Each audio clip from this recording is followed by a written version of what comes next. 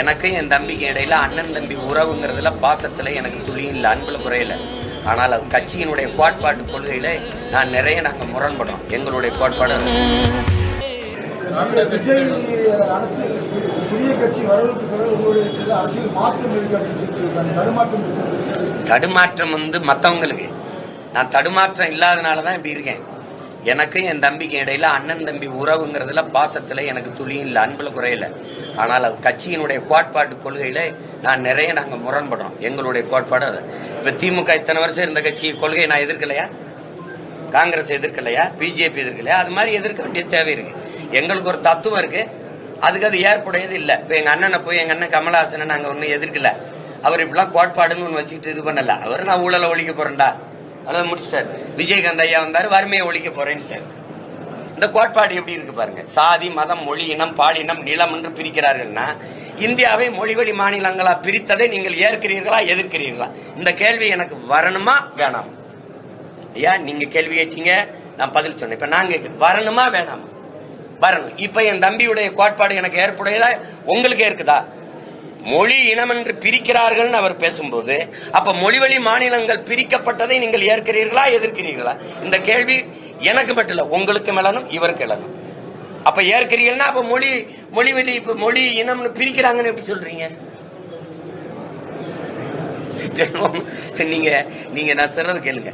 மொழிவழிய மாநிலங்களை பிரித்து விட்டார்கள் சொன்ன இதே ஐயா மோடிய மகாராஷ்டிரா அது இந்து தானே, அங்க குஜராத் நீ இந்து தானே, எதுக்கு குஜராத்தை தனி மாநிலமா கேட்ட?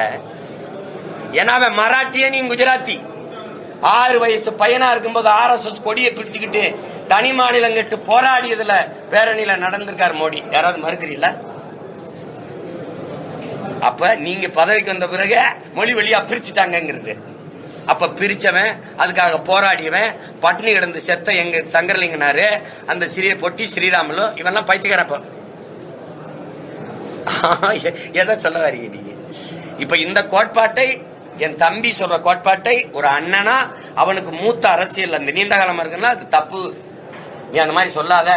சாதி மதம்னு பிரிக்கிறாங்கன்னு சொல்லு. ஏன்னா சாதி மத உணர்ச்சி மனிதனுக்கு மட்டுமானது. மொழியின் அடிப்படையில் உலகம் முழுமைக்கும் அரசியலை கட்டமைக்கிறான். அப்படிதான் இந்தியாவே மொழி வழியே தான் மாநிலங்கள், தேசிய இனங்கள், நிலங்கள் பிரிக்கப்பட்டிருக்கு.